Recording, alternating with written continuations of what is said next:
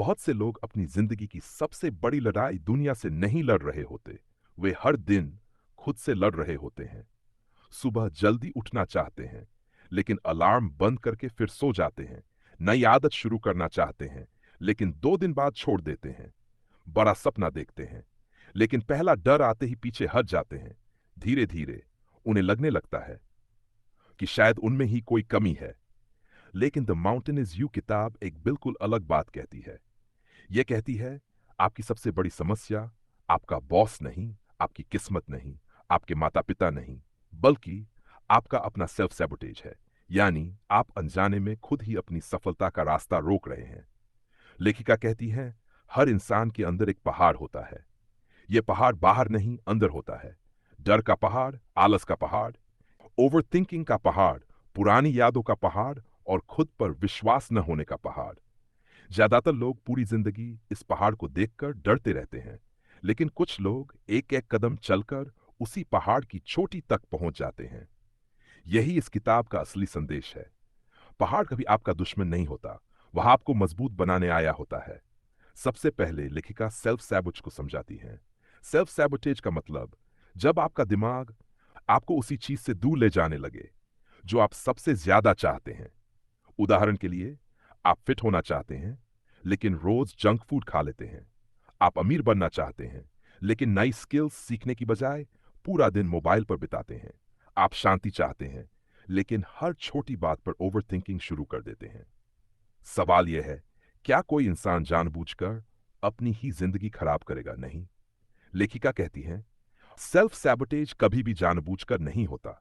यह हमारे पुराने डर, पुराने अनुभव और हमारे अवचेतन दिमाग से पैदा होता है।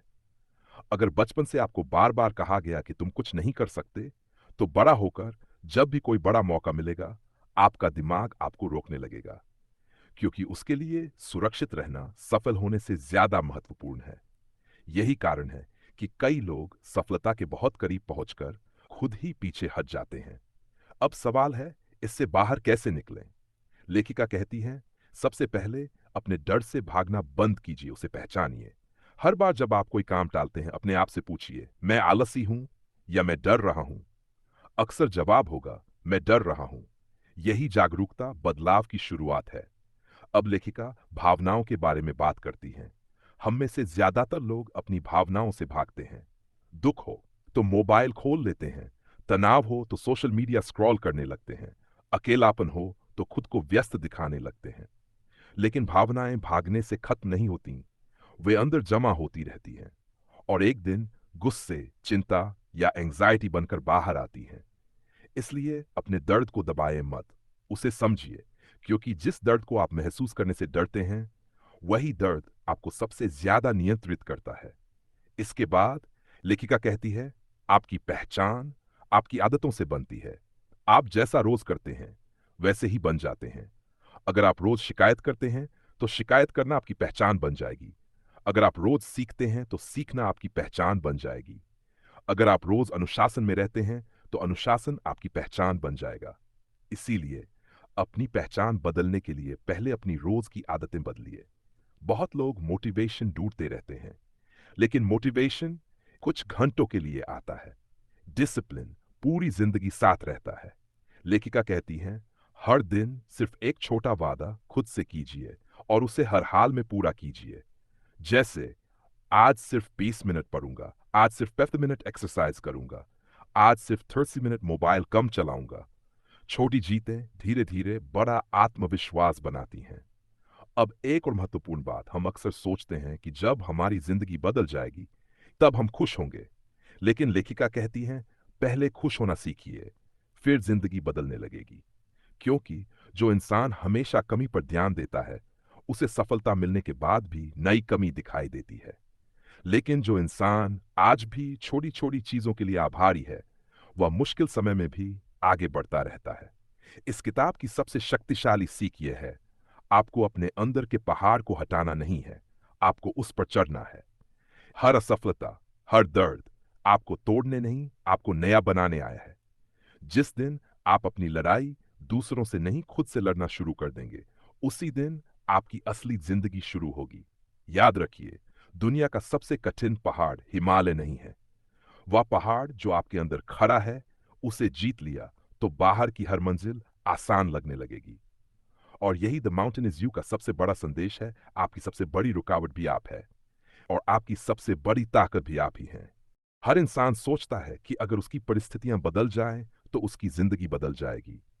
लेकिन लेखिका कहती है, सच्चाई बिल्कुल उल्टी है। पहले आपकी सोच बदलती है, फिर आपके फैसले बदलते हैं, फिर आपकी आदतें बदलती हैं, और आखिर में आपकी पूरी जिंदगी बदल जाती है। यही कारण है कि दो लोग एक जैसी परिस्थितियों में रहते हुए भी पूरी तरह अलग जिंदगी जीते हैं। एक इंसान हर समस्या में बहाना ढूंढता है, दूसरा उसी समस्या में अवसर ढूंढ लेता है। फर्क किस्मत का नहीं, सोच का होता है। लेखिका कहती है, हमारे जीवन में बार बार आने वाली समस्याएं सिर्फ संयोग नहीं होती, वे हमें कोई सबक सिखाने आती हैं।